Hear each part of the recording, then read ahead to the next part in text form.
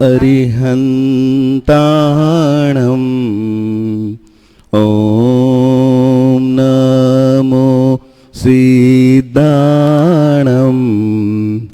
ઓમ નમો આયરિયાણમ ઓમ નમો ઉવજાયાણમ ઓમ નમો લોય સવસાહૂણમ એસો પંચનમુકારો સવપાવપણાસણો મંગલાણમ ચ સૌવેસિમ પરમં હવૈ મંગલમ ઓમ નમો અરિહંતાણમ ઓમ નમો સિદ્ધાણમ ઓમ નમો આયરિયાણમ ઓમ નમો ઉવજાયાણમ ઓમ નમો લોય સવસાહૂણમ એસો પંચનમુકારો સવપાવપણાસણો મંગલાણમ ચ સૌવેસિમ પરમં હવૈ મંગલમ ઓમ નમો અરિહંતાણમ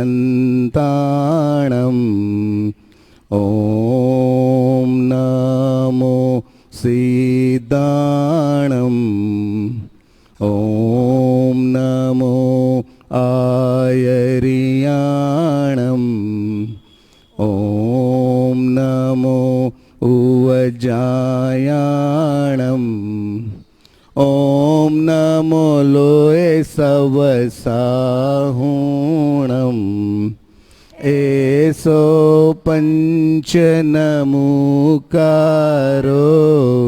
સવપાવપણાસણો મંગલાણમ ચ સૌવેસિમ પરમં હવૈ મંગલમ.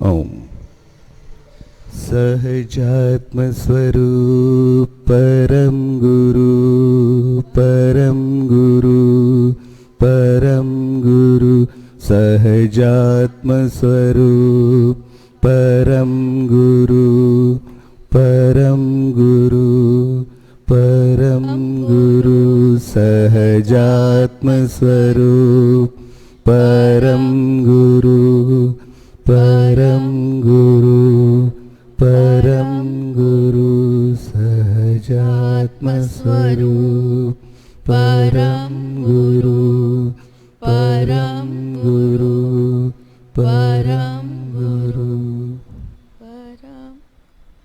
ઓમ સહજાત્મ સ્વરૂપ પરમ ગુરુ આપ સર્વેમાં વિરાજમાન એવા પરમાત્મા સ્વરૂપ આત્માને અમારા અહોભાવપૂર્વકના વંદન હો. આજનો શિક્ષાપાઠ 35 મોક્ષમાળા શિક્ષાપાઠ 35 નવકાર મંત્ર. નવકાર મંત્ર એ સર્વ ધર્મનો સાર છે અને બહુ નાનપણથી આપણે બધા જ નવકાર મંત્ર શીખેલા છીએ. કોઈ પણ જગ્યાએ કદાચ કોઈ અધર કાસ્ટને નવકાર મંત્ર ન આવડતો હોય, કદાચ 5-7 વાર 8 વાર 10 વાર સાંભળે કોકની પાસેથી, કોકને બોલતા પણ સાંભળે, કોઈ એક જાપમાં પણ જઈને બેસે સ્થાનકવાસી કે દેરાવાસીમાં જે જાપ કરાવાતા હોય છે અનુષ્ઠાનોમાં, તો પણ નવકાર મંત્રથી શરૂઆત થાય. નવકાર મંત્રના જાપમાં બેસે તો પણ એ જાપ એને ઓવરઓલ ધીમે ધીમે એને નવકાર મંત્ર આવડી જાય. બહુ નાનપણથી કદાચ 2 વર્ષની ઉંમરથી દરેકના ઘરની અંદર જૈન ધર્મના સંસ્કાર મુજબ બાળકને પહેલાં નવકાર મંત્ર શીખવાડવામાં આવે છે. અને લગભગના ઘરે બીજો કોઈ ધર્મ, બીજા કોઈ સંતાનોને બીજું કાંઈ આવડતું હોય કે ના આવડતું હોય, નવકાર મંત્ર તો આવડતો જ હોય છે. તો આજનો ટોપિક છે નવકાર મંત્ર. આપણે શરૂઆત કરીએ. પહેલું પદ છે નમો અરિહંતાણમ. નમો છે, નમો નથી, નમો. એકચ્યુઅલ છે ભાષા છે અર્ધમાગધીની. બહુ પહેલાં બ્રાહ્મી લિપિમાં પણ લખાયેલો, તો અલગ અલગ ભાષામાં અલગ અલગ વખતે ઉચ્ચારણ ફરતા હવે આપણે એને નમો કરી નાખ્યું છે. પણ હણમો, હણ છે, નમો નમી, નમો અરિહંતાણમ. અરિહંત પરમાત્મા જે છે એને હું નમસ્કાર કરું છું. અને આણમ કહેતા આજ્ઞામાં છું હું એની. આણમ આણમ જેટલા વર્ડ નવકાર મંત્રની આપ્યા છે ને એ વર્ડ પકડાતા જ નથી. નમો અરિહંત આણમ, આણમ એટલે આજ્ઞામાં છું. આજ્ઞા એ જ ધર્મ, અને આજ્ઞાનું આરાધન એ જ તપ, અને આજ્ઞાનું આરાધન એ જ ધર્મ. જ્યારે ઋષભદેવ ભગવાન એના 98 પુત્રને જ્યારે ઉપદેશ આપે છે ત્યારે એક જ વસ્તુ શીખવાડે છે કે આજ્ઞાનું આરાધન કરવું એ જ ધર્મ છે, અને આજ્ઞાનું આરાધન કરવું ને એ જ તપ છે. બીજા બધા તપ એ લૌકિક તપ છે. એ ભલે ઉપવાસ હોય, આંબિલ હોય, કાર્યોત્સક હોય, કાંઈ પણ સૌથી મોટું જે આજ્ઞાનું આરાધન છે એટલે વિનયભાવ વડે જે પ્રભુ કહે છે, જે પરમાત્મા કહી ગયા છે, કે જે પરમાત્માને ઈષ્ટદેવને આપણે ભજીએ છીએ કે સ્મરીએ છીએ, કે જેના શરણમાં છીએ, એના તપનું એટલે એનું જે છે એના શરણમાં રહેવું, એ છે કેમ કરવું, એ છે એમ કેમ અક્ષરશઃ પાલન કરવું, અને એમાં એક પણ જાતની શંકા કુશંકા ન થાય, એને આજ્ઞાનું આરાધન કહેવાય. આરાધવાનું છે ઇટ્સ અ લોંગ ટર્મ. નો એક જ વખત એક દિવસ માન્યું, 3 દિવસ બીજી વસ્તુઓ નથી સમજમાં આવતી તો એવું માનવાની જરૂર નથી. તો અમુક વસ્તુ આપણે એક્સેપ્ટ કરીને અમુક વસ્તુ એક્સેપ્ટ ન કરીએ તો આપણે છોડી દઈએ છીએ કે આ મનાય આજ્ઞા, આ ન પડાય આજ્ઞા. જે પ્રભુએ જે આજ્ઞાઓ કીધી છે એ આજ્ઞાઓ પાડીને જ અનંત જીવો મોક્ષે ગયા, અને અનંત જીવ જન્મ મરણના ચક્કરથી, સંસાર ચક્રથી છૂટ્યા. તો નમો અરિહંતાણમ. અરિહંત પરમાત્માની હું આજ્ઞામાં છું. જેને જેના એ નવકાર મંત્ર આવડે છે ને એ અરિહંત પરમાત્માનું સ્વરૂપ જાણતા હશે. અરિહંત પરમાત્મા કોને કહી શકાય? અરિહંત પરમાત્મા નમો પહેલું જ પદ છે નવકાર મંત્રનું, નમો અરિહંતાણમ. તો અરિહંત પરમાત્મા કોને કહેવાય? અરિહંત પરમાત્મા કોને કહી શકાય? જી, એટલે વિચરતા હશે તો એને હાથ પગ મોઢું ઇન્દ્રિય હશે, મન વચન કાયા હશે. તો ક્યાં વિચરતા હોય અત્યારે? જી,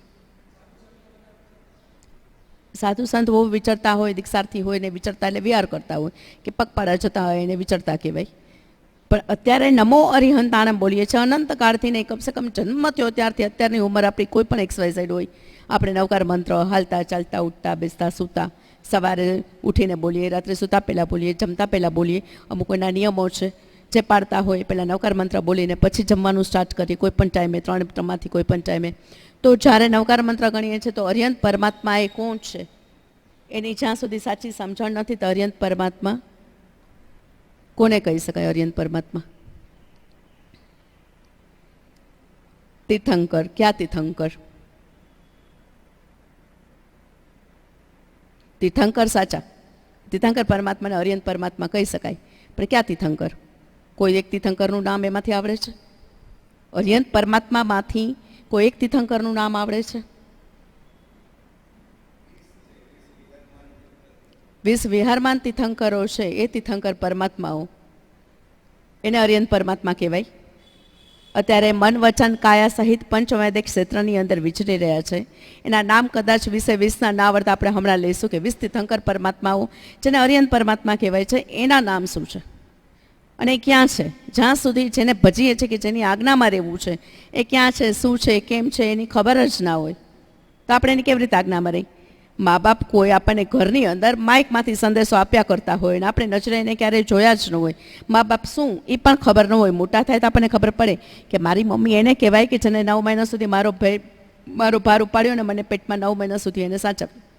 પછી એમાંથી બર્થ થયો, પછી પિતાએ બધી જ જવાબદારીઓ લઈ અને ભણાવ્યો, ગણાને મોટા કર્યા, પણ આપણે એને ફોટામાંય નથી જોયા, આપણે એને ક્યાંય દિવસ મળ્યા જ નથી. અને એક માઇકમાં બોલી બોલીને ઇન્સ્ટ્રક્શન આપ્યા કરે કે હવે ઉઠી જાઓ, હવે તૈયાર થા, હવે આમ ભણો, હવે આમ કરો. તો આપણને એની આજ્ઞા પાડી કહેવાય કે આપણને એના માટે પ્રેમભાવ આવે ખરો? કે નજર સામે સાક્ષાત હોય આજ્ઞા આપતા હોય, કાંઈ પણ વસ્તુ આપણને સમજાવીને આજ્ઞા આપતા હોય, પ્રેમથી આપતા હોય, ઘણીવાર ખીચાઈને પણ આપતા હોય કે તે તો પણ જે આપણે આજ્ઞા પાડીએ છીએ મા બાપ નજર સામે સાક્ષાત છે એટલે આપણને બરોબર દેખાય છે કે જો મમ્મી આટલું દુઃખ વેઠ્યું હતું મને જન્મ આપવામાં, મારા પપ્પાએ આટલી મહેનત કરી હતી, મને ભણાવી ગણાવીને મોટો કરીને મારા આટલા બધા જ અરમાન પૂરા કર્યા છે. તો આપણી નજર સામે જે છે મા બાપને આપણે જોઈ છે ને જાણી છે એના વિશે ને, એટલે આપણને અત્યંત એવો પ્રેમ ભાવ, લાગણી ભાવ, માન ભાવ, સન્માન ભાવ બધું જ છે. અને આપણે એનો ઉપકાર વેદીએ છીએ કે મા બાપનો ઉપકાર ઘણો છે. ક્યારે તો કે એની નજરે આપણી દિનચર્યા જોઈ છે રોજ. તો અરિહંત પરમાત્મા જો એમ છે અને આપણને ખબર જ નથી કે નમો અરિહંતાણમ બોલતા અરિહંત પરમાત્મા શું છે ને ક્યાં છે ને કેમ છે અને શું કારણથી ત્યાં છે, શું કારણથી એ ભજાઈ રહ્યા છે, આટલા બધા માન સન્માન એને આટલું બધું કેમ અતિશય મળી રહ્યું છે એ ખબર જ ન હોય. તો અરિહંત પરમાત્મા કોણ છે એવો નમો અરિહંતાણમ બોલતા એ ભાવ ન આવે. જેમ મા બાપને ખાલી કોઈ દિવસ જોયા ન હોય, ખાલી માઇકમાં સાંભળીને એને ઇન્સ્ટ્રક્શન રૂમની અંદર એક માઇક કે કેમેરો લગાવી દીધો ને એમાંથી ઇન્સ્ટ્રક્શન આવ્યા કરતી હોય અને પાયરા કરતા હોય. આ એવું છે કે જનરલ ઇન્સ્ટ્રક્શન એટલે આજ્ઞાઓ બધી જ શાસ્ત્રની રીતે બધા જ બુકમાંથી, કોઈ પણ ધર્મની બુકમાંથી આજ્ઞાઓ મળી રહી છે, પણ એ કોણ છે, એનું ઐશ્વર્ય શું છે, એની સત્તાઓ શું છે, એની શક્તિઓ શું છે, એનું સામર્થ્ય શું છે એ ખબર જ નથી. ખબર નથી ને એટલે એ ભાવ નથી, ભાવ નથી ને એટલે આપણા ભાવ અહીંથી પંચમદે ક્ષેત્ર ઘણું બધું દૂર છે. આપણી જેવો જ લોક છે ને આપણી જેવો જ દેશ છે, ત્યાં સુધી પહોંચતા નથી. જ્યારે જ્યારે સામાયિક લઈએ છીએ ત્યારે આપણે ઈશાન ખૂણા બાજુ મોટું કરીએ છીએ. ઈશાન ખૂણો આપણે એને કહી શકાય કે ઉત્તર અને પૂર્વ જ્યાં ભેગા થતા હોય કોર્નરે ઈશાન ખૂણા બાજુ મુખ કરી અને આપણે એની આજ્ઞા લઈએ છીએ. આજ્ઞા આપણે અરિહંત પરમાત્માની લઈએ છીએ કે તમારી આજ્ઞામાં હું 48 મિનિટ બેસું છું અને ધર્મ ધ્યાન કરવા સ્થિર થાઉં છું. એટલે તમારી આજ્ઞા છે એટલે મને એવો કોઈ પાપ કર્મનો ઉદય ના આવે ને મારે પાપ કર્મનો ઉદય એટલે એવા કોઈ વિચાર આવી ગયા નબળા કે મન મારું ભટકી ગયું, હું બીજા સંસારિક વિચારમાં પડી ગયા, તો પછી મને એ સામાયિકનું ફળ છે એમાં તમે મને ધ્યાન રખાવજો, તમે મને એમાં સહાય કરજો અને મને ધ્યાન અપાવજો કે અત્યારે સામાયિકમાં છું તો એવા પાપ કર્મના બંધ અત્યારે હું ન કરું.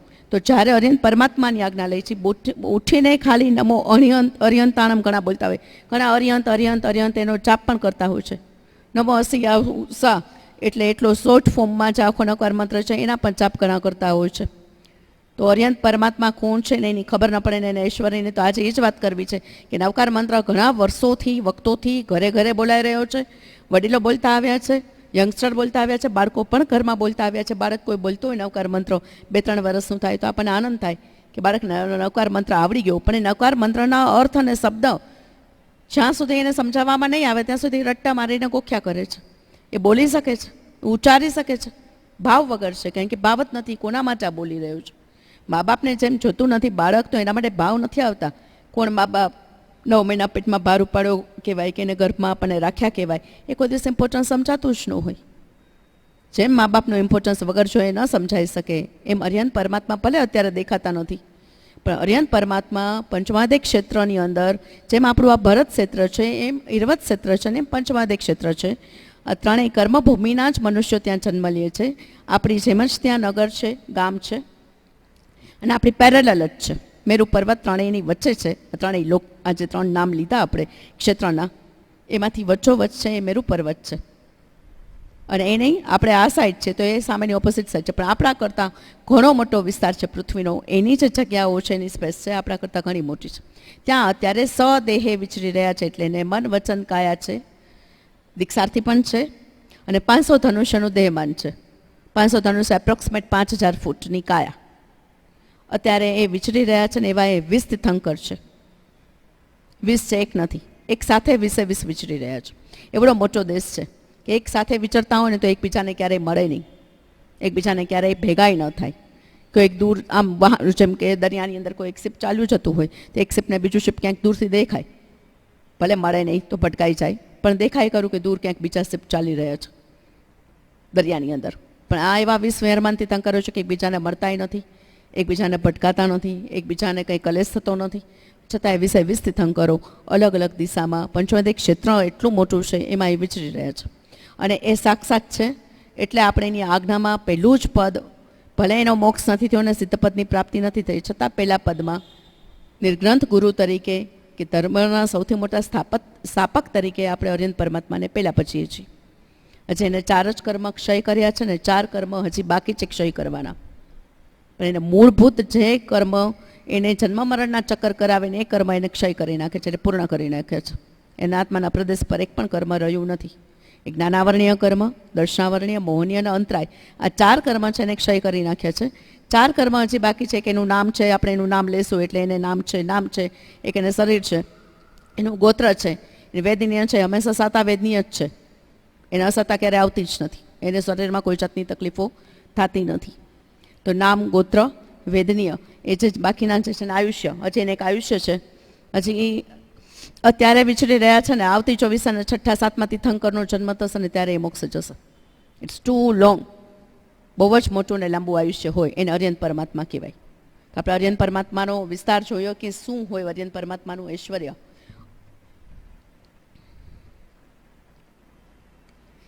ચલો, પહેલા ખામણાસી પંચમદે ક્ષેત્રને વિશે વિરાજતા જયવંતાર તીર્થંકર દેવ બિરાજે છે તેઓને કરું છું. તે સ્વામીના ગુણગ્રામ કરતાં જઘન્ય રસ ઉપજે તો કર્મ ક્રોડો ખપે. આપણને સિમ્પલી એવો રસ ઉપજે, સિમ્પલી એવો માન સન્માનનો ભાવ થાય ને તો એ આપણા કર્મ ક્રોડ કર્મ ખપી જાય.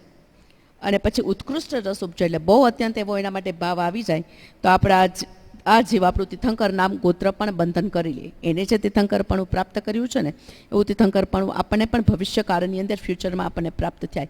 એટલું બધું અદ્ભુત એનો ખાલો નામનો એનો માન સન્માન કે ભાવપૂર્વક એનું નામ લેવાથી એનું સન્માન થાય, એટલે એનું આપણને એટલું ફળ મળે. પહેલાં સિમંદર સ્વામીના નામ બધાએ લગભગ જાણીતા છે. મહાવીર સ્વામી ભગવાન જેટલા પ્રચલિત છે કદાચ સિમંદર સ્વામી એટલા જ પ્રચલિત છે. કોઈ પણ જગ્યાએ તમે દર્શન કરવા જાઓ તો સિમંદર સ્વામી નીચે લખેલું હોય તો સિમંદર સ્વામી એટલા જ પ્રચલિત. તો પહેલાં સિમંદર સ્વામી, પહેલાં જે અરવિંદ પરમાત્મા છે એનું નામ, બીજા જોગમંદર સ્વામી, ત્રીજા બાહુ સ્વામી, ચોથા સુબાહુ સ્વામી, 5મા સુજાતનાથ સ્વામી, 6ઠા સ્વયંપ્રભ સ્વામી, 7મા ઋષભાનંદ સ્વામી, 8મા અનંત વીર્ય સ્વામી, 9મા સુરપ્રભ સ્વામી, 10મા શ્રી વિશાલ પ્રભ સ્વામી, 11મા શ્રી વ્રજધર સ્વામી, 12મા ચંદ્રાનંદ સ્વામી, 13મા શ્રી ચંદ્રબાહુ સ્વામી, 14મા શ્રી ભુજંગદેવ સ્વામી, 15મા ઈશ્વર સ્વામી, 16મા નેમપ્રભ સ્વામી, 17મા વીરસેન સ્વામી, 18મા શ્રી મહાભદ્ર સ્વામી, 19મા શ્રી દેવજસ સ્વામી, 20મા શ્રી અજીત સેન સ્વામી.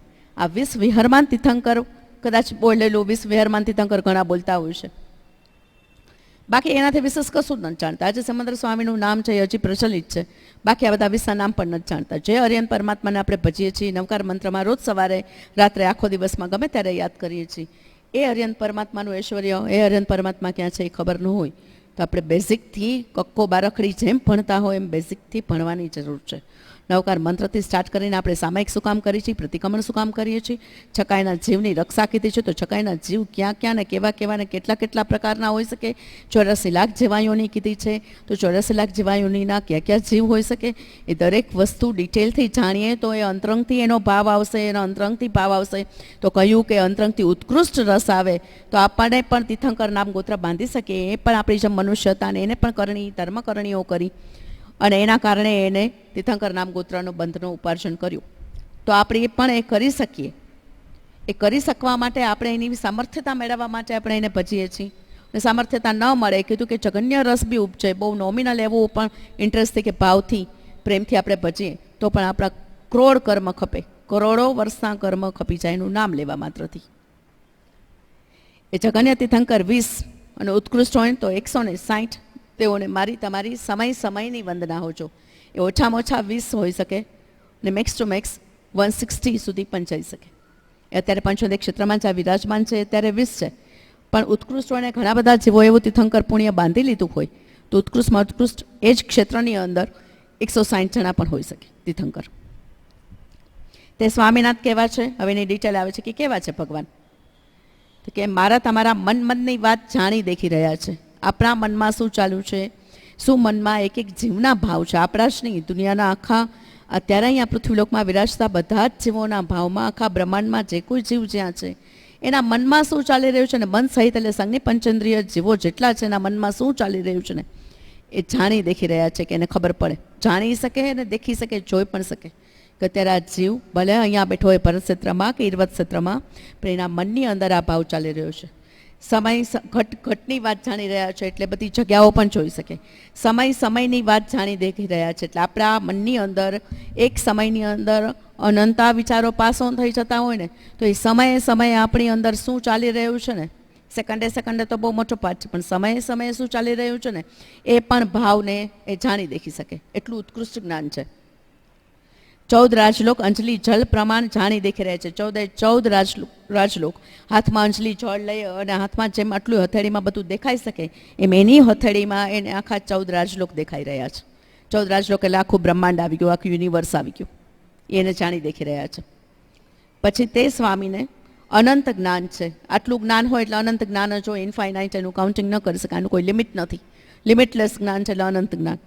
પછી અનંત દર્શન છે, અનંત ચારિત્ર છે અને અનંત તપ છે, અનંત ધૈર્ય છે, અનંત વીર્ય છે. એ 6 ગુણ એટલે આ 6 જે બોલ્યા, અનંત જ્ઞાન, દર્શન, ચારિત્ર, તપ, ધૈર્ય અને વીર્ય, આ 6 ગુણે કરીને સહિત છે. 34 અતિશય કરીને બિરાજમાન છે. 35 પ્રકારની સત્ય વચન વાણીના ગુણે કરીને સહિત છે. એની વાણી ઉચ્ચારે ને એમાં પણ 35 પ્રકારના ગુણ છે.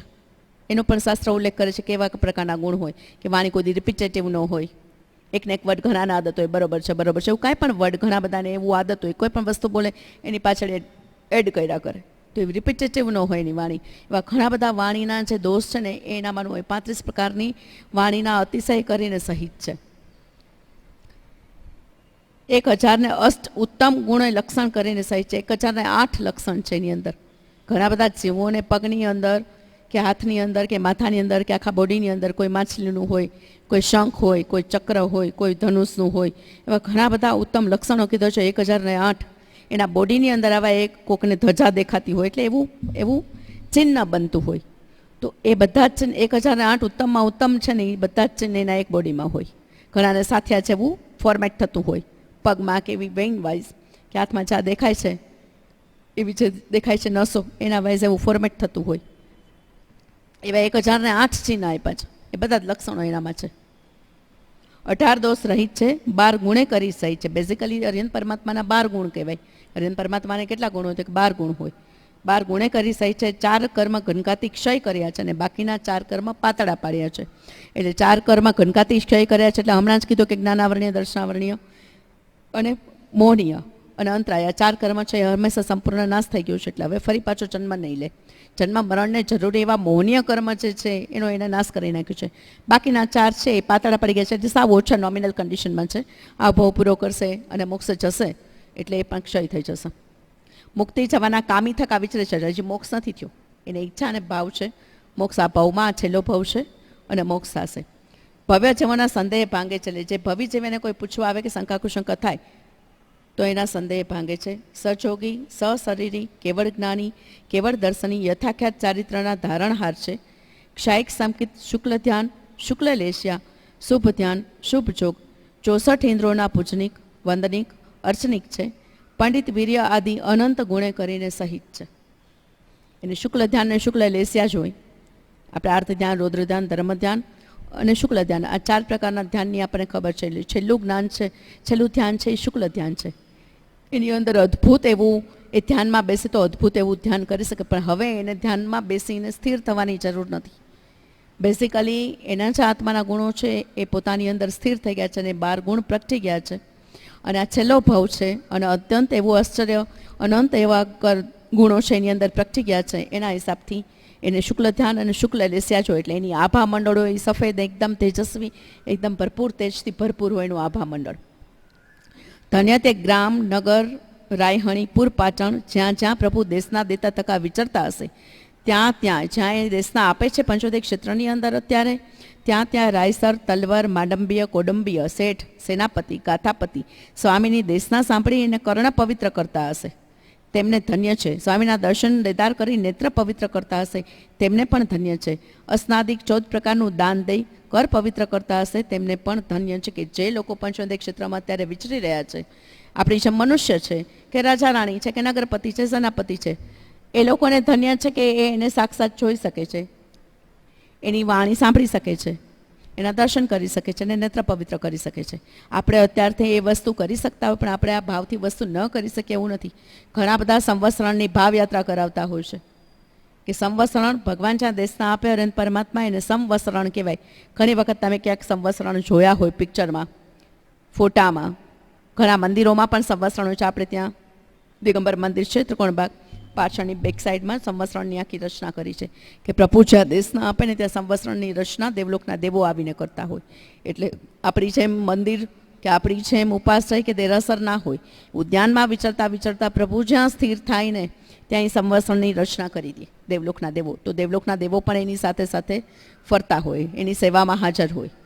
એને હજી ડિટેલમાં આપ્યું છે કે એવા જિનેશ્વર દેવાતિદેવ આગળ ચાલે ને તો તેમની પાછળ ગણધરો ચાલે, તેમની પાછળ સર્વ સાધુ સાધ્વી ચાલે. સ્વામી વિહાર કરે ત્યારે ચરણ કમળ હેઠળ લાખ પાખડીનું પદ્મકમળ ફૂલ થઈ આવે, પગ ઉપાડતા જ એ કમળ નષ્ટ થઈ જાય.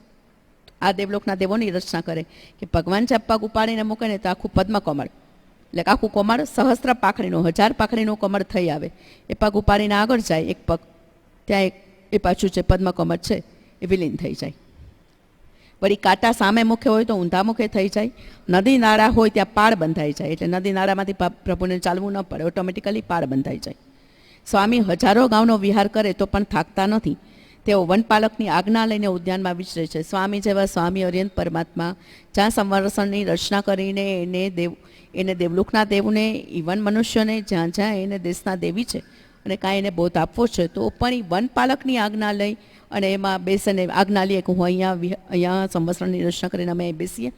એટલી ઉત્કૃષ્ટ દશાવાળો જીવ પણ જો આજ્ઞા પાલન પડતો હોય અને વનપાલકની આજ્ઞા લેતા હોય કે અમે અહીંયા વિરાજમાન થઈએ અને પછી એમાં પ્રવેશ કરતા હોય તો કેટલું અદ્ભુતપણું છે કે આ દશાએ પણ એ આજ્ઞા પાડે છે.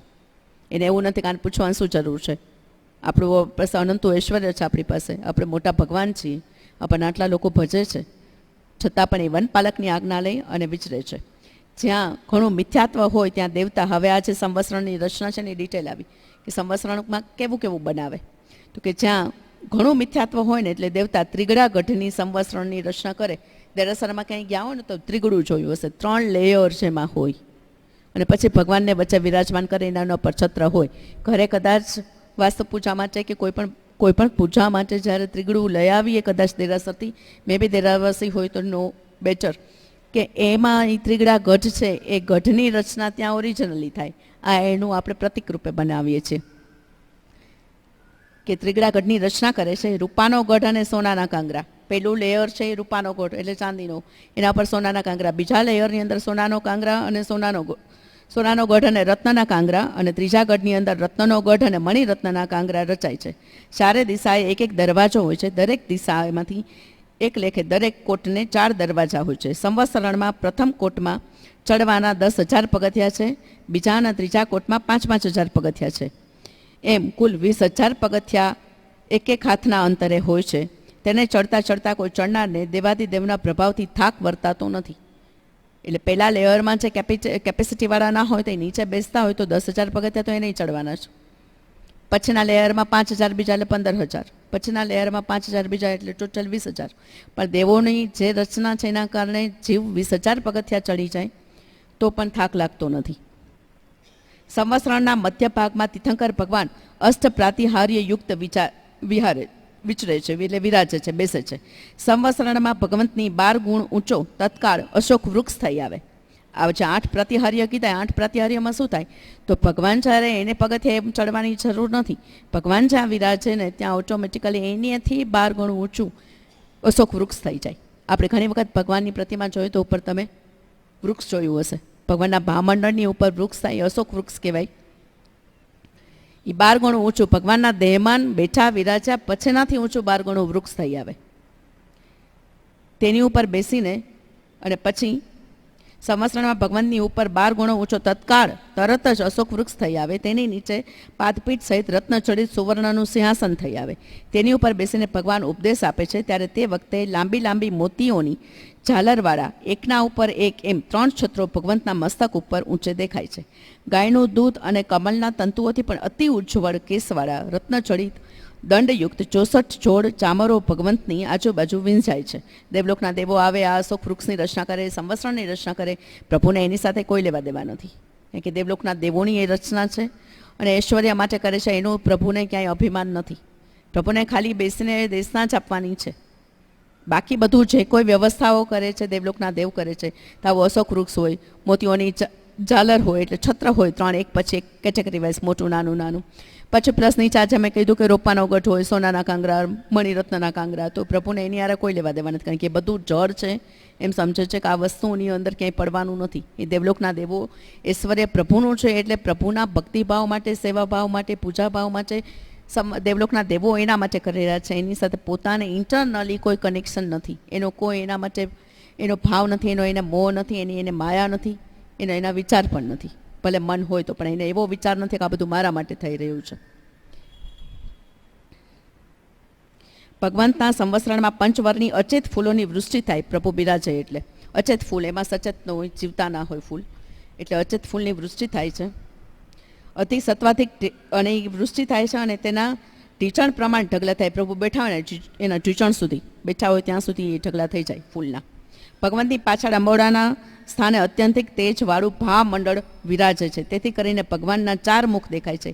એક યોજનના પ્રમાણમાં પ્રભુની ભવતારણી વાણી સંભળાય છે. પ્રભુ વાણીમાં તો શું બોલે તો કે ભવ તારવાનો કેવો બોધ આપે. જનરલી એમ કહેવાય છે કે પ્રભુ ખાલી ઓમનો જ ઉચ્ચાર કરે છે, એને કોઈ ભાષાઓમાં ઉચ્ચાર નથી કરતા.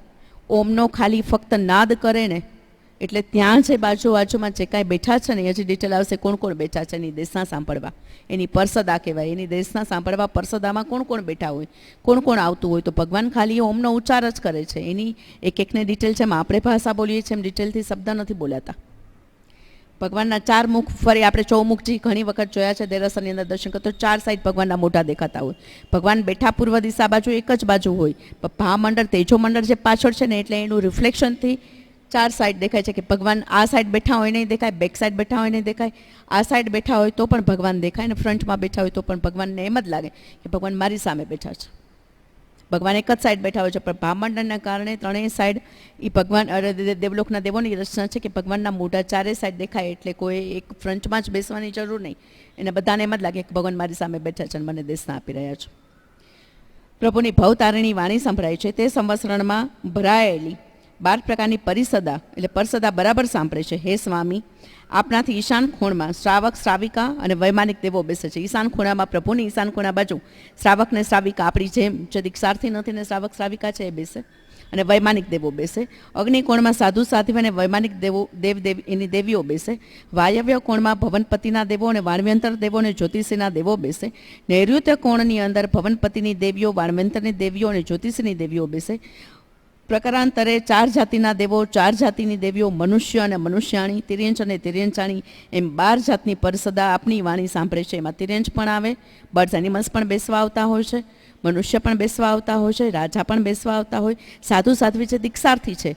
એમ કહેવાય છે કે જ્યાં પંચમદે ક્ષેત્ર છે ત્યાં અત્યારે ખાલી કેવળ જ્ઞાની 2000 કરોડ કેવળ જ્ઞાની વિચરી રહ્યા છે ત્યાં, જેને કેવળ જ્ઞાનની પ્રાપ્તિ પ્રભુની જેમ થઈ ગઈ છે. અને જેનો આ છેલ્લો ભાવ છે, આપણે કહીએ છીએ ને કે એકાવતારી થવું હોય તો પ્રભુ કૃપાળુ છેલ્લો એકાવતારી પ્રાપ્ત કરીને ક્યાં ગયા તો કે પંચવદે ક્ષેત્રમાં ગયા. હવે એનો છેલ્લો ભાવ છે. એવા 2000 કરોડ મુનિ જેને કેવળ જ્ઞાનની પ્રાપ્તિ થઈ ગઈ છે ને આ છેલ્લો ભાવ છે, એ વિચરી શકે. અને ઉત્કૃષ્ટ હોય તો એમાં 9000 કરોડ હોય, એની અંડરમાં એટલા દીક્ષાર્થી સાધુ સાધ્વીઓ હોય. તો એ બધા જ દીક્ષાર્થી જેમ આપણે અહીં જેમ દીક્ષા છે એમ દીક્ષા લઈને વિચરતા હોય, એ લોકો પણ ત્યાં વિચરતા હોય ને એ પ્રભુની દેશના સાંભળવા આવતા હોય. તો સાધુ સાધ્વી, તિર્યંચ આવે, મનુષ્ય આવે ને દેવલોક, 4 ગતિના જીવો ત્યાં પ્રભુની દેશના સાંભળવા માટે આવે છે. હે નાથ, આપ અર્ધમાગધી ભાષામાં ઉપદેશ આપો છો, પરંતુ આપના અતિશયના પ્રમાણે સૌ પોતપોતાની ભાષામાં સમજી જાય, અને સંવત્સરણમાં કોઈ જીવને જન્મવેર કે જાતિવેર ઉત્પન્ન થતા નથી. આકાશમાં 12.5 કરોડ ગેબી અવાજો, દેવદંભી મીઠા મધુર અવાજો વ્યાખ્યાન સંભળાવવા ખલેર કર્યા સિવાય વાગ્યા કરે છે. આટલું અદ્ભુતપણું છે કે જો બાજુમાં કૂતરું કે નોળિયો કે બિલાડી કે સર્પ બેઠા હોય તો એકબીજા સાથે ઝઘડા ન કરે. પ્રભુ જ્યાં બેઠા હોય ને ત્યાંથી 12 ગામ કે કિલોમીટર સુધી માર મરકી ન થાય, ઉપદ્રવ ન થાય, યુદ્ધ હોય તો શાંત થઈ જાય. પ્રભુના પરમાણુ એટલા શુદ્ધ અને શાંત થઈ ગયા છે કે જ્યાં એ વિચરતા હોય ને ત્યાં એના સરાઉન્ડિંગ્સની અંદર પણ કોઈની સાથે વેર વિરોધ ન રહે. બાજુમાં ધર્મ સાંભળવા બેઠા હોય સાપ અને નોળિયાને પણ વેર વૃત્તિ શાંત થઈ જાય. પ્રભુના પરમાણુ કેટલા શાંત છે. બેઝિકલી આ આત્માનું ઐશ્વર્ય છે. આત્મા અનંત જ્ઞાની કીધો, અનંત દર્શી કીધો. જેટલા કર્મ ઘટતા જાય ને આત્મા શાંત થતો જાય, આત્મામાં અનંત ગુણો વિશેષપણે પ્રગટતા જાય એટલું જ સામેવાળા જીવને, આપણે બેઠા હોય તો સામેવાળા જીવને એટલી સુખ અને શાંતિ, બાજુમાં બેસવાથી આનંદ આવે, અચાનકથી સુખ અને શાંતિ લાગે. એ આપણા કે પ્રભુના એવા પરમાણુઓનું એવું હોય કે આપણે પ્રભુ જેવા થવાનું છે, કે આપણા પરમાણુ એટલા શાંત હોય, એટલા ઐશ્વર્યવાન હોય, એટલા ગુણો પ્રગટેલા હોય કે બીજા જીવોને એનાથી ઓટોમેટિકલી સાતા થાય છે. એટલા દૂર સુધી લોકોને ઈચ્છા ન થાય એવા એવા જે આપણે કહીએ છીએ કે બહુ બધા જૂના જમાનાની મારમરકી કહેવાતા હોય, એવા તાવના એવા રોગને ઉપદ્રવો થતા હોય, એ ક્યારેય પ્રભુ જ્યાં વિચરે છે એના સરાઉન્ડિંગ્સના એટલા એરિયાની અંદર એટલું પવિત્ર અને નિર્મળ થઈ જાય એ જગ્યાઓ પણ, કે એટલા એરિયામાં કશું ના થઈ શકે. અને બધા બાજુમાં બેઠા હોય છતાં પણ એકબીજા માટે વેરભાવ ન થાય. અને જવને બધા અલગ છે, કારણ કે તિરંજોની ભાષા અલગ છે, મનુષ્યની ભાષા અલગ છે, દેવલોકના દેવદેવીઓની ભાષા અલગ છે, છતાં પ્રભુ ખાલી ઓમનો દિવ્ય ધ્વનિ ઉચ્ચાર કરે ને તો બધા પોતપોતાની ભાષામાં સમજી શકે. અને કોઈના મનની અંદર ત્યારે એને શંકા થાય કે આ વસ્તુનું સમાધાન મને જોઈએ છે, તો ઓટોમેટિકલી એની શંકાનું સમાધાન પણ એને એમાં ને એમાં ત્યારે ને ત્યારે પરસદામાં પ્રવચન સાંભળતા જ ખાલી ઓમ જ સંભળાય છે. પણ એને પોતાની ભાષામાં કંઈક ઉપદેશ આપતા દેશના આપતા હોય એવો એને ભ્રમ થાય છે. અને એ પ્રોપર છે, અને પ્રભુનું ઐશ્વર્ય છે કે એને એમ સંભળાય કે મારે જે સમજવું છે ને એ જ સાંભળ્યું છે. એમ આપણે અત્યારે ગુજરાતી બોલીએ છીએ, એમ તો બધા તો જીવ ગુજરાતી કે માગતી કરતમાગતી સંસ્કૃત બધા નથી બોલતા, પણ ત્યાં આવેલા બધા જીવોની ભાષાઓ અલગ અલગ છે. છતાં પણ પ્રભુ જ્યારે દેશના આપે છે ત્યારે બધાને પોતાની શંકા કુશંકાનું નિવારણ થઈ જાય અને એનું સમાધાન ત્યાં ને ત્યાં થઈ જાય. કોઈ પણ જાતના મનમાં પ્રશ્ન ઉગે અને એને કંઈ જાણવું હોય તો તરત ને તરત પ્રભુના કારણે એને સમાધાન થઈ જાય છે. આટલું અદ્ભુતપણું પ્રભુ ખાલી અર્યંત પરમાત્મા એવા 20 વ્યરમાન તીર્થંકર કીધા. અને ઉત્કૃષ્ટ હોય તો 160 અત્યારે અહીંયા ના હોય, પંચવદે ક્ષેત્રમાં હોય, પણ ભાવથી આપણે ભક્તિ ન કરી શકીએ, ભાવથી પૂજા ન કરી શકીએ, ભાવથી સ્મરી ન શકીએ એવું તો નથી જ. ભાવથી બધું જ કરી શકાય. હવે આપણને ખબર પડી, આજથી કદાચ ખબર પડી, જેને અર્યંત પરમાત્માનું ધ્યાન નહોતું, ખબર નહોતી, નામ કદાચ એકાદું સુમંદર સ્વામી જેવું સાંભળેલું હતું, બાકી ખબર નહોતી, પણ તો જ્યાં સુધી ઉત્કૃષ્ટપણું રમો અરિહંતાણમ કહેતા હું અર્યંત પરમાત્માની આજ્ઞા છું, તો અર્યંત પરમાત્માનું ઐશ્વર્ય શું છે, એણે ક્યાં ગુણ એવા પ્રગટ કર્યા છે. આત્મા અનંત ગુણનો સ્વામી છે. આત્મા જેમ જેમ શુદ્ધ થતો જાય, પ્રકૃષ્ટ શુદ્ધ થતો જાય, અનંત ગુણ એમાંથી ને એમાંથી નિપજતા જાય, તો પોતે તો શાંત થાય, બીજાને પણ શાંત કરે, પોતે તો ઠરે, બીજાને પણ ઠારે. પોતાની વૈરાગની બુઝાવી દીધી છે તો બીજાની પણ વૈરાગની એના કોન્ટેક્ટમાં આવતા, એની પ્રભા મંડળમાં આવતા, એના આભા મંડળમાં આવતા એના પણ જીવને શાંત થઈ જાય. તો એટલું અદ્ભુત ઐશ્વર્ય છે પ્રભુઓનું છે. એનું અરિહંત બોલતા એના માટે આ ઉત્કૃષ્ટ ભાવ ન થાય કે કેટલું બધું અદ્ભુતપણું પ્રભુનું છે. એ મન વચન કાયા સહિત હોય છતાં પણ બજાઈ રહ્યા છે. નવકાર મંત્રમાં પ્રથમ સ્થાન એને આપ્યું કે સાક્ષાત જો દેવગુરુને તમે ધર્મને સાક્ષાતને એને સંકેતની પ્રાપ્તિ કહેતા હોય તો સતદેવ મારા અર્યંત પરમાત્મા કહેવાય, સતધર્મ એણે જે આપેલો છે એ કહેવાય, અને સદગુરુ પણ મારા એ જ કહેવાય. આ ત્રણેયની પ્રાપ્તિ એટલે સંકેતની પ્રાપ્તિ. સદદેવ, સદધર્મ અને સદગુરુ માટેની શંકા કુશંકા વગરની આસ્થા એ કે છે, એમાં અતૂટ શ્રદ્ધા અને વિશ્વાસ, એના વચનો પર વિશ્વાસ. એણે કીધું છે કે મોક્ષ છે તો છે જ, એણે કીધું છે કે 8 કર્મ છે તો છે જ, એણે કીધું છે કે 8 કર્મથી છૂટાય છે તો છૂટાય છે જ. એવું જે કંઈ પ્રભુની વાણી સાંભળી છે એને કહ્યું છે કે આવા અરિહંત પરમાત્મા સંવત્સરણ બનાવે છે, કે સંવત્સરણની રચના થાય છે અને પ્રભુ ત્યાં દેશના દે છે, તો હા એવું પંચમદે ક્ષેત્ર છે. એવી શંકા કુશંકા વગરની પ્રભુએ જે વાણી અનંત જ્ઞાની થયા પછી જે ઉચ્ચારી છે, કેવળ જ્ઞાન પ્રાપ્ત કર્યા પછી ઉચ્ચારી છે, કે લખી ગયા છે મહાવીર સ્વામી ભગવાન, એ વચનોની ઉપર ક્યાંય પણ અંધશ્રદ્ધા ન થાય, કુશ્રદ્ધા ન થાય. અને આપણને અત્યંત એવી શ્રદ્ધા, સાચી ભક્તિ અને શ્રદ્ધા રહે, અને એના માટે અર્પણતા આવે, એના માટે પ્રેમભાવ ઉપજે, એના માટે શ્રદ્ધાભાવ ઉપજે, ત્યારે જીવનું કલ્યાણ થયા વગર ન રહે. એટલે આપણે એમ નહીં સમજવાનું બહુ દૂર છે. આપણે પહેલાં જ વિચાર્યું કે પ્રભુ ત્યાં બેઠા બેઠા દરેકના જીવના મનની વાત જાણી દેખી રહ્યા છે. એટલે ત્યાં બેઠા આપણા આત્માનું કલ્યાણ કરવા માટે હેલ્પ ના કરી શકે એવું નથી. પછી ન્યાય એમ જઈને કે મનથી એવા ભાવ કે અર્યંત પરમાત્મા આટલું ઐશ્વર્ય છે તો મારો બિઝનેસ સારો કરી દો, મારા ઘર કુટુંબ પરિવારને આને સમજણ આપી દો, અને સુધારી દો, એવા ભાવ અગેન ત્યાં સંસારના ભાવ નથી કરવા. જે ભગવાને સંસાર છોડ્યો છે ત્યાં સંસારથી વિમુખ થવાના જ ભાવ માંગવાના છે. આપણા આત્માઓ કેમ ઉજ્જવળતાને પામે, આપણો આત્મા કેમ શુદ્ધતાને પામે, આપણા આત્મા કેમ જ્ઞાનની એક એક સરણી, એક એક નિસરણી, એક એક પગથિયા ચડતો જાય, એવી શુદ્ધતાનો ક્રમ જ પ્રભુ પાસે માંગવાનો. અને જ્યાં જ્યાં એવું દુઃખને તકલીફ લાગે તો પણ પ્રભુ પાસેથી સાતા અને શાંતિ માંગવાની. આપણને ખબર પડી કે પ્રભુ પાસે અઢળક શાંતિના કારણે બીજા જેવો પણ શાંત થાય. તો એવી અકળામણ થતી હોય, એવી કોઈ મનની અંદર મૂંઝવણો થતી હોય, વાદ વિવાદો કે અંદર મનની અંદર ઘણું બધું ચાલતું હોય, ગડમથલો, તકલીફો, પીડાઓ, તો એ ભગવાનને ખાલી ચરણે ધરી દેવાથી કે મને તમે પ્રભુ જેવા શાંત છો ને એવા મને શાંત કરો. આજનો જનરલ સમાજ એમ સમજી રહ્યો છે કે કૃપાળદેવ અત્યારે પંચોદય ક્ષેત્રમાં એક અવતારી થયા. અહીંયા છેલ્લો ભાવ 150 વર્ષ પહેલાં જ્યારે લીધો અને પછી ભાવ પૂરો કરી અને એક અવતારી થયા અને અત્યારે પંચોદય ક્ષેત્રમાં વિચરી રહ્યા છે. તો પ્રભુ જ્યાં આપણા કૃપાળુ તમે આપણને પછી છે જ્યાં વિચરી રહ્યા છે તેના ગુરુ તરીકે પણ હરિહંત પરમાત્માને મૂકી શકો. એ જનરલ સેન્સ છે કે છેલ્લો ભાવ છે તો પંચોદય ક્ષેત્રમાં જોઈએ, કારણ કે ત્યાંથી સમયે સમયે જેવું મોક્ષે જઈ શકે. એટલે 2000 કરોડ કેવડી ભગવંતો ત્યાં વિચરે છે કે છેલ્લો ભાવ ત્યાં છે. અહીંથી મોક્ષ નથી એમ કહેવાય છે. ભરત ક્ષેત્ર અને ઈર્વત ક્ષેત્રથી અત્યારે 5મા આરામ અહીંયાથી મોક્ષ નથી. છેલ્લે મહાવીર સ્વામી ભગવાન અહીંથી મોક્ષે ગયા. 24માં તીર્થંકરી સિદ્ધ પરમાત્માના નામ છે. એ મોક્ષે ગયા. એની પાટ ઉપર સુધર્મા સ્વામી છેલ્લે એના શિષ્ય હતા, એ મોક્ષે ગયા. એ પછી કોઈ ગયું નથી. તો અત્યારે અહીંથી આપણને ભાવ માંગવો હોય તો મનુષ્ય ભાવ ક્યાં માંગવાનો? તો પંચમદય ક્ષેત્રમાં માંગવાનું. ત્યાં મળે હરિહંત પરમાત્માનું શરણું મળે તો એની સાથે દીક્ષાર્થી હોય તેની સાથે વિચરી શકું અને એના સાનિધ્ય અને એની નિષ્ઠામાં આત્માનો પુરુષાર્થ થાય તો ઝડપથી કર્મ ખરી જાય. અને છેલ્લો ભાવ હોય તો એક અવતારી પ્રભુ મને તારા જેવું પ્રભુ કૃપાળુ જેવું મને એક અવતારી મળે. મને તમારી જેમ જ પંચમદય ક્ષેત્રની અંદર મનુષ્ય ભાવ મળે. મને તમારે જેમ જ ત્યાંથી મોક્ષ મળી જાય કે હવે મારે જન્મ મરણના ચક્કરથી હું છૂટી જાઉં. એવા ભાવ ઉત્કૃષ્ટપણે માંગવું હોય તો જ અરિહંત આણમ કહેતા એની આજ્ઞામાં જે એને આજ્ઞા આપી છે, બેઝિકલી આજ્ઞા એક જ હોઈ શકે કે મોહ માયા ક્રોધમાન ન કરો, 18 પાપસ્થાનકથી રહિત થાવ, 18 દોષથી રહિત થાવ. એવી નોમિનલ જે છે આપી છે એ જ કહ્યું છે ને એ જ બધી આજ્ઞાઓ છે એમ સમજીએ.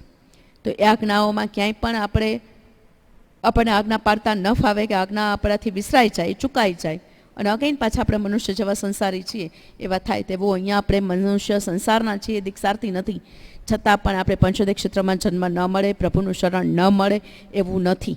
ઇઝીલી પ્રાપ્ત થાય. ઇઝીલી પ્રાપ્ત થવા માટે કદાચ એમ કહેવાય છે, આપણું શાસ્ત્ર કહે છે કે મનુષ્યમાંથી મનુષ્ય જન્મ મળવો ઘણો દુર્લભ છે. કારણ કે મનુષ્ય જન્મમાં આપણે પાપ અને પુણ્ય કલેક્ટ કર્યા અને પાપને પુણ્ય બેલેન્સ છે ત્યારે મનુષ્ય જન્મ મળ્યો. કદાચ આપણે ધર્મકરણી કરતાં પાપ ઘણા બધા ઓછા થઈ ગયા છે પણ પુણ્ય સામે બાંધ્યું છે તો સીધું કાં તો દેવલોક મળશે. તો દેવલોકમાં તો ઘણો બધો લાંબો ટાઈમ આયુષ્યનો નીકળી જાય. તો બેટર છે કે દેવલોકમાં બહુ લાંબો આયુષ્યનો ટાઈમ નીકળી જાય, ફરી પછી મનુષ્ય જન્મ મળે. એટલું લાંબુ કરવા કરતાં એક નાનો એવો 23નો ભાવ મળી જાય ને તો પણ ચાલે. તો અહીંયા 23નો ભાવ જો મળતો હોય ને તો એ પણ માંગવા જેવો છે. કે આપણને ખબર છે કે અત્યારે વરસાદમાં થતા ફૂદા 48 મિનિટ માટે જ જીવે છે. 48 સેકન્ડથી કે 48 મિનિટથી એનું વધારે એની પાસે આયુષ્ય નથી હોતું. અત્યારે વરસાદ થશે એટલે આવા પાખાડા ફૂદા થઈ જશે. ઘરમાં લાઇટો હશે, ત્યાં ઢગલા મરેલા સવારમાં તમે પડેલા ઢગલા જો બ્લેક કલરના આટલા નાના નાના થાય. એનું ખાલી આયુષ્ય 48 મિનિટનું જ છે. કોઈ પણ એક કૂતરાનું બચ્ચું કે કોઈ પણ જન્મીને તરત મરી જતું ઘણી વાર જોયું છે. કીડી કે મકોડા બી જન્મીને મરી જતા તરત જોયા છે. તો એટલું નાનું આયુષ્ય ક્ષણ માત્રમાં જો ભોગવાઈ જતું હોય અને એક કર્મ એક ભાવ ભોગવાઈ જતો હોય તો પાછો અગેન પાછો મનુષ્ય ભાવ મળી જાય. તો હંમેશા જે માંગવું ને એ બહુ પ્રિસાઇસલી માંગવું ને બહુ પરફેક્ટલી માંગવું. કે ન્યાથી રેન્જ ભાવ માંગવાથી આપણને તકલીફ નથી. 5 મિનિટ કદાચ એવા ભાવમાં જવું પડે કે 5 દિવસ જવું પડે તો એમાંથી જો છૂટી શકાતું હોય તો દેવલોકનું લાંબુ આયુષ્ય બાંધવાની બદલે બહુ ઝડપથી પાછા મોક્ષના પુરુષાર્થમાં પાછા મનુષ્ય ભાવ પામી. કારણ કે વચ્ચે એક ભાવ કરી આવ્યા એમ સમજો, થઈ જ ગયું એક ભાવ. બહુ અઘરું છે પણ બહુ વિચારવા જેવી વસ્તુ છે કે 23ના ભાવ માંગવાના નથી. પણ જો આપણે આયુષ્યના બંધમાં પુણ્ય ઘણું બાંધ્યું છે ને દેવલોક જવું એને બદલે એક નાનું એવું 23નો ભાવનું પાથું કે એક 23નો ભાવ પૂરો કરી અને પંચોદય ક્ષેત્ર જ્યાં પ્રભુ વિરાજે છે, સાક્ષાત પ્રભુ કૃપાળુ કે અરિહંત પરમાત્માઓ આવા 20 અને બહુ લાંબુ આયુષ્ય છે એનું, તો ત્યાં સુધીમાં ત્યાં પહોંચી જાય તો એની નિષ્ઠામાં પુરુષાર્થ થઈ જાય તો જલ્દીથી મોક્ષની પ્રાપ્તિ થઈ જાય. તો આ વિચારી અને નમો અરિહંતાણમ આજથી જેને ખબર નથી કે અરિહંત પરમાત્મા કોણ હતા અને એનું ઐશ્વર્ય શું હતું એ મને ક્યાં હેલ્પફુલ થઈ શકે છે. બેઝિકલી આત્મ પુરુષાર્થમાં જ હેલ્પફુલ થશે. સંસારી કોઈ પ્રયોજન એની પાસે નથી એટલે સંસાર પ્રયોજન મળશે. એક પણ નવકાર મંત્રનો એક પણ પદનો ધણી છે, 5 પદ કીધા છે, પંચ પરમેષ્ઠી કહી છે આપણે જેને, એક પણ સંસારિક ભાવથી ભજવાનો નથી. નવકાર મંત્ર કોઈ એમ કે એનાથી તમને ફેક્ટરી બધી આગળ વધતી જશે ને ખૂબ એમાં તમે પ્રોગ્રેસ કરશો કે ખૂબ પૈસા ધન સંપત્તિ થઈ જશે કે તમારું કુટુંબ છે એ બધું સંપને સુલેથી પાછું એક થઈ જશે. એવા કોઈ સંસારિક ભાવથી કોઈ પણ નવકાર મંત્રના પદ રચવામાં નથી આવ્યા. 5 પદમાં પંચ પરમેષ્ઠી ભગવંતોના જે 5માં પહેલું પદ નમો અરિહંતાણમ જોઈથી શરૂ કરી અને છેક સુધી 5 પદમાં આવશે ક્યાંય પણ સંસાર ભાવ નથી. જે સંસારથી છૂટા છે અને છૂટી રહ્યા છે. આ એક પદ છે. આજે સિમંદર સ્વામી ને જુગમંદર સ્વામી હોઈ શકે, કાલે એનો મોક્ષ થાય એટલે બીજા 20ના નામ આવશે, બીજા 20 હોઈ શકે, પણ એ પદ છે અરિહંત પરમાત્માનું, એ પરમેનન્ટ છે, શાશ્વત છે, અખંડ છે, નિત્ય છે અને સત છે, ત્રિકાળી. એ ક્યારેય નહીં ચૂકે. એ ત્યાં અરિહંત પરમાત્મા તરીકે આજે એ સ્થાન ખાલી થયું તો બીજા 20 આવશે. આ 20 તીર્થંકરો એક સાથે જ જન્મે છે ને એક સાથે જ ઉપર મોક્ષે જાય છે. જ્યારે તીર્થંકર પરમાત્મા નમો સિદ્ધાણમ આના પછીનું પદ છે, એ 24 તીર્થંકર સાથે ક્યારેય જન્મતા નથી, 1 by 1 જન્મે છે કાળક્રમે. એક આવે, એક ઉપર જાય, પછીના ઘણો લોંગ ટાઈમ વચ્ચે બ્રેક પડી જાય, પછી બીજા તીર્થંકરોનો જન્મ થાય, પછી પાછો બ્રેક પડે, એ મોક્ષ થાય એનો, એટલે પછી ત્રીજાનો થાય. જ્યારે આ 20 વિહરમાન તીર્થંકરો સાથે જ જન્મે છે અને સાથે મોક્ષે જશે અને ત્યાં વિચરાજ કરશે બહુ લોંગ ટર્મ સુધી. આપણા માટે બહુ લોંગ ટર્મ કહેવાય, કારણ કે આપણું આયુષ્ય 100 વર્ષનું ગણતા હોય, ત્યાં તો હજી આવતી 24 એટલે હજી આ 5મો આરો, 6ઠ્ઠો આરો, પહેલો આરો, બીજો આરો, ત્રીજો આરો અને ચોથા આરામાં નવા તીર્થંકરોનો જન્મ થાય ને એમાંય 6ઠ્ઠા 7મા તીર્થંકરો જ્યારે અહીંયા આવે ત્યારે એનો મોક્ષ થાય. It's too long term. એટલે અરિહંત પરમાત્માનું શરણ અને એની આજ્ઞા, આણમ કહેતા એની આજ્ઞા, એણે જે આજ્ઞા આપી છે એ આજ્ઞા ભૂલવાની નથી. એ આજ્ઞા માટેનો પ્રેમ ભાવ, ઉત્કૃષ્ટ ભાવે આજ્ઞાનું આરાધન, એ જ ધર્મ, આજ્ઞાનું આરાધન, એ જ તપ, તો એ જ કરવાનું છે. નમો અરિહંત આણમ કહેતા આપણે અરિહંત પરમાત્માને 2-5 મિનિટ માટે યાદ કરશું. જે કોઈ પણ નામ યાદ રહ્યા હોય તો ઓકે, અરિહંત કહેતા એના નામ યાદ રાખવા જરૂરી નથી. 20 વિહરમાન તીર્થંકરના નામ આવડે કે ના આવડે, અરિહંત પરમાત્માનું પદ છે એ શાશ્વત છે, એ અરિહંત જ કહેવાશે. જ્યારે જ્યારે જે કોઈ આવશે એના નામ ફરી જશે, પણ કહેવાશે અરિહંત. અરિ એટલે અંતરંગના શત્રુઓને હંત, નાશ કરનાર. અંતરંગ શત્રુઓ જેને કહેવાય ક્રોધમાન, માયા, લોભ, એવા અંતરંગ શત્રુઓ છે, એનો જેને હંત એટલે હણી નાખે છે, નાશ કરી નાખે છે, સમૂળગા કર્મને નિર્મૂળ કરી નાખે છે, એ અરિહંત. તો મારા અંદરના કર્મ શત્રુઓનો પણ તમે પ્રભુ નાશ કરાવો, એવા ભાવ સાથે આપણે 2 મિનિટ માટે પ્રભુ અરિહંત પરમાત્માનું ધ્યાન ધરશું.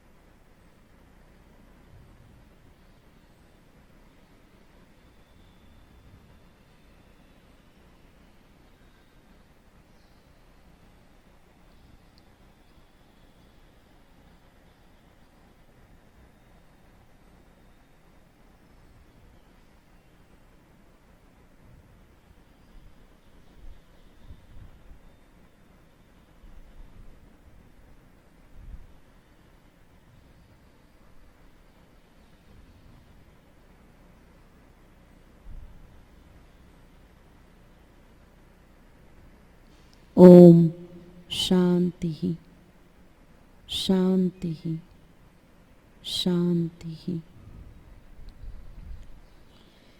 બીજા ખામણા છે રે.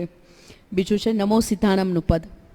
સિદ્ધ ભગવંત જેણે આત્માને સિદ્ધ કરી દીધું છે, કે આત્માને અત્યંત એવો શુદ્ધ કરીને સિદ્ધ થઈ ગયા છે. જે 8 કર્મ જે નામ બોલીએ છીએ આપણે, એ 8 કર્મથી રહિત થઈ ગયા છે અને જેનો મોક્ષ થઈ ગયો છે. તો મોક્ષ થઈ ગયો છે, આપણે કહીએ છીએ કે સિદ્ધશિલા જવું છે, મોક્ષ થયું છે, મોક્ષ જોઈએ છે. તો સિદ્ધશિલા આવી છે ક્યાં? સિદ્ધશિલા કહેવાય કોને? એ કેવડી એની સાઇઝ હોય અને સિદ્ધ ભગવંતો કેટલા બિરાજમાન હોય, અને ત્યાં ગયા પછી આપણે કહીએ છીએ કે ત્યાંથી જીવ જન્મ મરણ કરતો નથી. અરિહંત પરમાત્માને આ છેલ્લો ભાવ છે એટલે દેહધારી પરમાત્મા કીધા, પણ દેહધારી વગરના, દેહ રહિતના પરમાત્મા એટલે સિદ્ધ ભગવંત. એટલે કદાચ 4 જ કર્મ હજી જો અરિહંત પરમાત્માએ નિર્મૂળ કર્યા છે, છતાં પહેલાં ભજાતા હોય, કારણ કે એને મન વચન કાયા છે, એટલે આપણું કહેલું, આપણું બોલેલું ત્યાં સંભળાય અને ત્યાંથી આપણને હેલ્પ કરી શકે. જો આપણને આત્માનું ઉત્કૃષ્ટપણું જોઈએ છે તો આપણે આત્માને કર્મથી નિર્મૂળ કરવું છે તો હેલ્પ કરે, બાકી એને સંસારિક ભાવે કોઈ હેલ્પ એ કરી શકે નહીં. એવા અરિહંત પરમાત્માને 4 કર્મ જ ક્ષય થયા છે, છતાં પહેલાં પ્રથમ એટલે જ સંબોધ્યા, પહેલાં પ્રથમ એને નમસ્કાર એટલે કર્યા કે એ અત્યારે મન વચન કાયા સહિત છે, આપણી જેમ જ મનુષ્યપણું છે, તો એ આપણને હેલ્પફુલ વધારે થઈ શકે. અને જ્યારે સિદ્ધ ભગવંતો છે દેહ રહિત થઈ ગયા, એને 8 કર્મ નિર્મૂળ થઈ ગયા.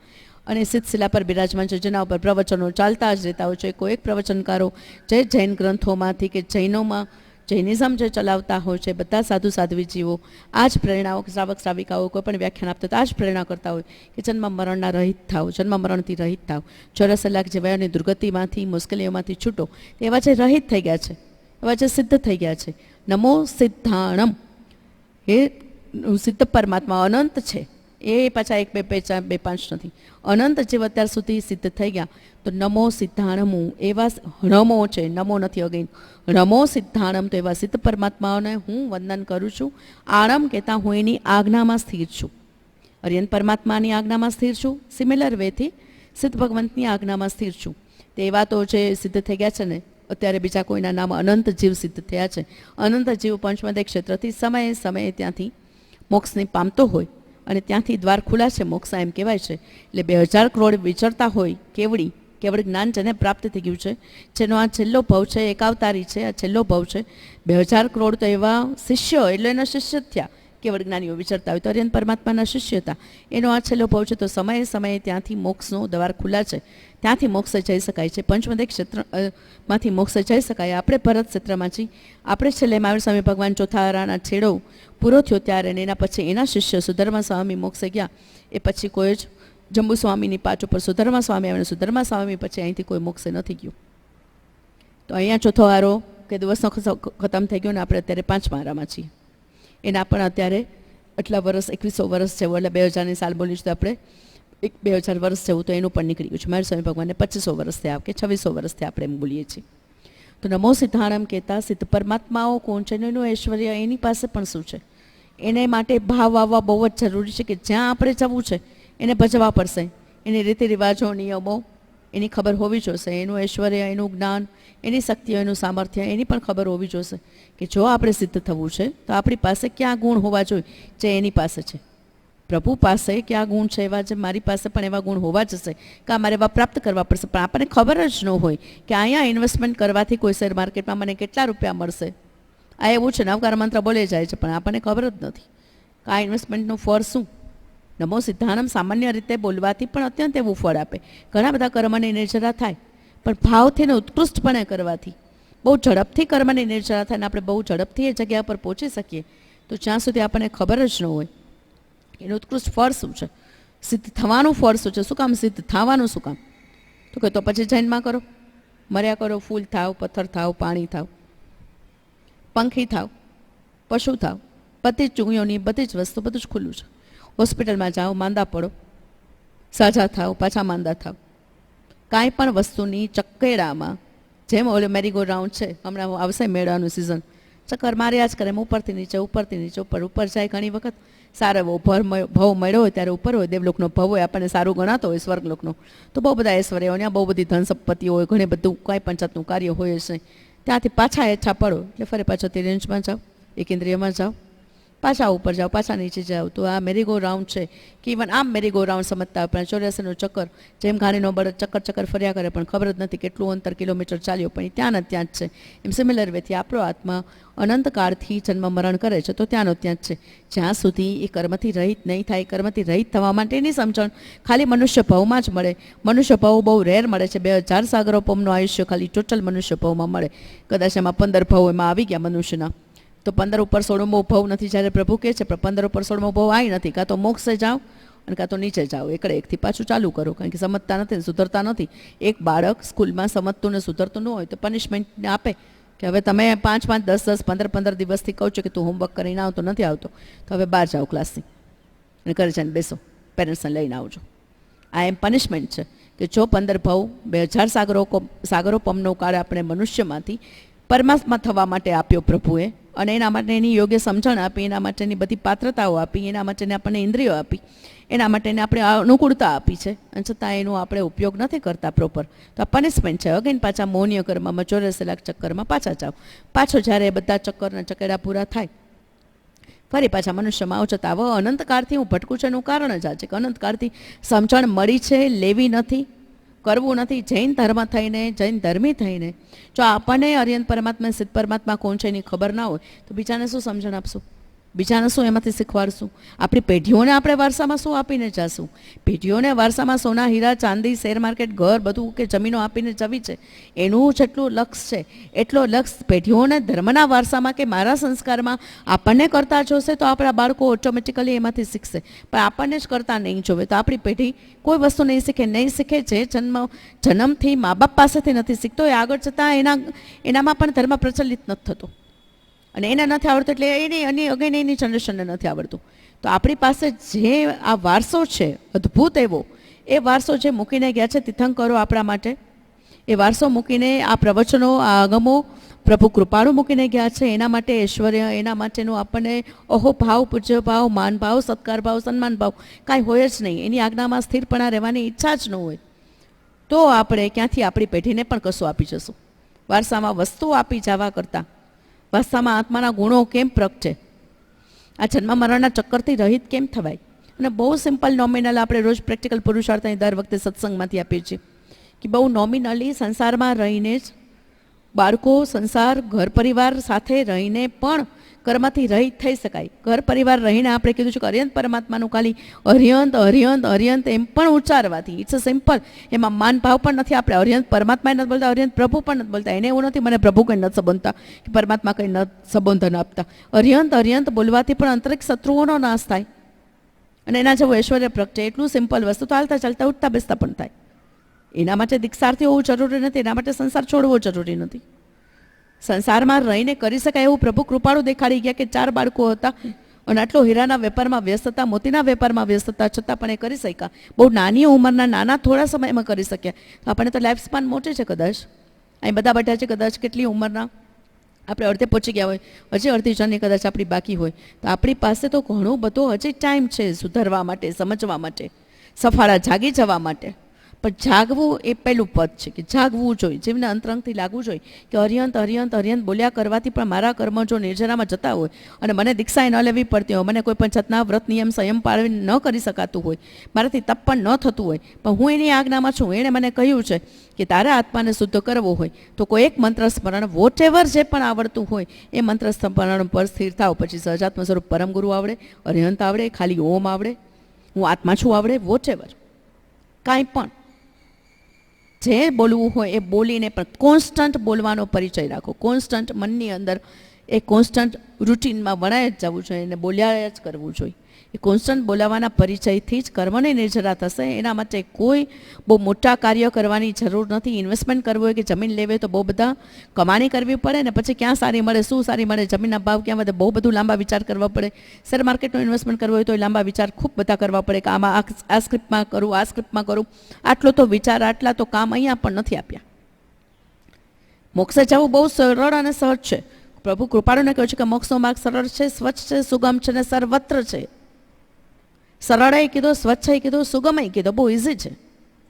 અને સર્વત્ર કીધો કે બધે જ તમે એક એક જીવની અંદર ખાલી સિદ્ધ પરમાત્માનું દર્શન કરો, આત્મા પરમાત્મા સ્વરૂપ છે એવું દર્શન કરો, અનંતો જીવના દર્શન અહીંયા જ થઈ ગયા. સર્વત્ર એટલે જ કીધું છે. તો મોક્ષનો માર્ગ સરળ કેવી રીતે કીધો? જ્યારે સંસારમાં રહેવું હાર્ડ છે. એના બદલે તો સંસારમાં સવારથી લઈને રાત સુધી ભણતરથી માંડીને પછીની કેરિયરથી માંડીને બધું હાર્ડ છે. અહીંયા કશું હાર્ડ નથી અને કરવાનું કાંઈ જ નથી. મફત એટલે એની કોઈ વેલ્યુ નથી. અર્યંત પરમાત્માની આજ્ઞા મફત મળે એટલે એની વેલ્યુ નથી. સિદ્ધ પરમાત્માની આજ્ઞામાં છું એમ કેવો એની આજ્ઞા મફત મળે. આ બધી વચનામૃતો 50 રૂપિયામાં મળે એટલે એની કોઈ વેલ્યુ નથી. મફતની કોઈ વેલ્યુ નથી. આ હમણાં કંઈક 2 લાખનું પુસ્તક છે એટલે 2 લાખ રૂપિયા ભેગા કરીને લેવા જાય અને એ વાંચો ને તો તમારા ઘરમાં ધનના ડગલા થાય. લક્ષ્મીજી તમારા ઘરમાં જ બેઠા રહી, બહાર જાય જ નહીં અને કોઈ દીનાથી નીકળે જ નહીં. એટલે 2 લાખ એવું ખર્ચવા તૈયાર થઈ જાય. 50માં છે, 10માંય મળે ને આપણે જઈએ ત્યાં અગાસમાં તો ફ્રીમાં આપે. ભાવ હોય કોઈ જીવને તો પ્રેમથી આપે કે નહીં. તમારે જો આવા ભાવ છે કે એમાંથી કંઈ શીખવાના, પણ વચનોની વેલ્યુ જ નથી, વસ્તુઓની વેલ્યુ નથી, વ્યક્તિઓની વેલ્યુ નથી. જે આટલા અત્યંત એવા ઉત્કૃષ્ટ એવા પરમાત્માઓનું આપણને શરણ છે, આખું બ્રહ્માંડ એના શરણમાં છે. એનાથી બધા દેવલોકના દેવદેવીઓ એનાથી ઉતરતા અને નીચી કક્ષાના છે. એને પતશું, એને માનશું કારણ કે સંસાર ભાવ છે. પણ અહીંયા નહીં માનીએ, અહીંયા નહીં ભજીએ કે એ ક્યાં કરવું છે, એને કોણે જોયું છે કે આત્માને સિદ્ધ સિલામ ક્યાં જવું છે. અત્યારે અર્યંત પરમાત્માનું આટલું કહ્યું તો અર્યંત પરમાત્માનું સંવત્સરણ કોણે જોયું છે, કોને જાવું છે, ત્યાં જઈને કરવાનું શું? અગેન જીવને એક જ ક્વેશ્ચન, ત્યાં જઈને કરવાનું શું, ત્યાંથી મને ફળ શું મળે? અગેન વાસના, લાલસા, ઈચ્છા ત્યાં ને ત્યાં છે કે આ કરવાથી એનું ફળ શું? હું 5 રૂપિયાનું શાક મારા ઘરમાં લાવું તો એ શાક તાજું છે, સરસ છે અને એનું લંઘાઈ ગયેલું કે નકામું કે વાસી નથી. એની આપણને 5 રૂપિયા ખર્ચતા પહેલાં જે બળતરાઓ છે કે 5 રૂપિયા કોથમીર મળે તો અત્યારે ચોમાસાની નકામીને ખરાબ ન મળે, એ ચોખ્ખી મળે, એવી જે ભાવનાઓ ત્યાં 5 રૂપિયા ઇન્વેસ્ટ કરતા પડી છે, એવું અનંતકાળનું ઇન્વેસ્ટમેન્ટને અત્યારે આપણે લણવાનો સમય આવ્યો, મનુષ્ય ભાવ મળ્યું અને મોક્ષ માટેનો પુરુષાર્થ કરવાની સગવડતા આપી, અનુકૂળતા આપી, એનો આપણો ટોટલી વેસ્ટ, કારણ કે એનું ઇમ્પોર્ટન્સ દેખાતું જ નથી. કહ્યું કે આ 2 લાખમાં વેચાય વચનામૃત તો હમણાં ઉપાડી આવેલી, જો એમાંથી ખબર પડે કે એનું ઇમ્પોર્ટન્સ છે કે એમાંથી તમને 7 પેટી તરી જાય ને એટલા પૈસા મળે, જો ઘરમાં રાખ્યું હોય ને તો 2 લાખ રૂપિયા શું ફટ કરતાં ગમે એનાથી ભેગા કરી લે અને વસાવીએ. વસાવવા માત્રથી ન થાય ને ખોલવા માત્રથી થાય. એના વચનો, એને આ પત્તા ખોલ્યા પછી એના વચનો ખોલવાના છે, વચનો ખોલ્યા પછી એના હૃદય સુધી પહોંચવાનું છે, જેણે લખ્યું છે ને એને, કે એના હૃદયમાં ક્યાં ભાવ હતા, એના ક્યાં અર્થ કહેવાતા, એને શબ્દાર્થ નહીં, એનો ગુઢાર્થ, એનો પરમ અર્થ સુધી પહોંચાય ત્યાં સુધી નમો હરિહંતાણમ ને નમો સિદ્ધાણમ બોલવું સાર્થક છે. કે જે પદની પ્રભુએ રચના કરી અને એટલા અદ્ભુત એવા પરમાત્માનું આપણને શરણ છે. અરિહંતે શરણમ પવચ્ચામી, સિદ્ધે શરણમ પવચ્ચામી, સાહુ શરણમ પવચ્ચામી. જે માંગલિકની અંદર બહુ બધી વખત અરિહંતા મંગલમ, સિદ્ધા મંગલમ, સાહુ મંગલમ, કેવલી પનતો ધમો મંગલમ, એ જ મંગળકારી છે, એ જ એનું શરણું પ્રોપર છે, એ વારે વારે બોલીએ છીએ, નવકાર મંત્ર બોલીએ છીએ. પણ અરિહંત પરમાત્માનું આજથી પણ ઇમ્પોર્ટન્સ સમજાયું હોય તો અરિહંત કહેતા તરત જ એનું ઐશ્વર્યમાંથી જે કોઈ પણ 1-2 વર્ડ બી યાદ રહ્યા હોય, અધરવાઇઝ એનું કંઈક બહુ ઐશ્વર્ય છે, બહુ મોટા ઊંચા પરમાત્મા છે એમ સમજીને પણ ભાવથી વંદન કરવા, ઉઠીને કરવા, મનમાં આવે ત્યારે કરવા, અરિહંત ઉચ્ચારણ કર્યા કરવું, અને એનું ફળ ધીમે ધીમે સમજાશે. ફળ બહુ જ સ્પીડમાં ઓન ધ સ્પોટ ના આવે. 9 મહિના તો માં પણ રાહ જોવે છે કે એનો બાળકનો જન્મ થાય, તો ઓન ધ સ્પોટ તો આ જ ભવની અંદર એનું કદાચ રિઝલ્ટ નહીં દેખાય. ઉપર બધું લખાઈ રહ્યું છે, સમયનું ધ્યાન, એને જ્ઞાન છે. તો સમયે આપણે શું કરી છે, આપણા મનમાં શું ચાલે છે, આપણા ભાવમાં શું ચાલે છે, એનું એને જ્ઞાન હોય તો એ બધું છપાયા જ કરે છે અને એનું ફળ મળશે. એનું મોક્ષ ફળની જ ઈચ્છા હોય, મોક્ષ ફળ સિવાય એક પણ ભાવ, એક પણ વસ્તુ, એક પણ ફળ માંગવા જેવા નથી અને આપશે નહીં. અને આપતા દેખાશે ટેમ્પરરી, તો આપણા પુણ્યનો ઉદય હશે, એમાં પ્રભુઓને કાંઈ લેવા દેવા નથી. પ્રભુ તો ઈચ્છે એમાંથી તું નીકળી જા બહાર સંસારિક ફળથી અને મોક્ષ ફળની જ ઈચ્છા કરીએ. ઓમ શાંતિ શાંતિ શાંતિ.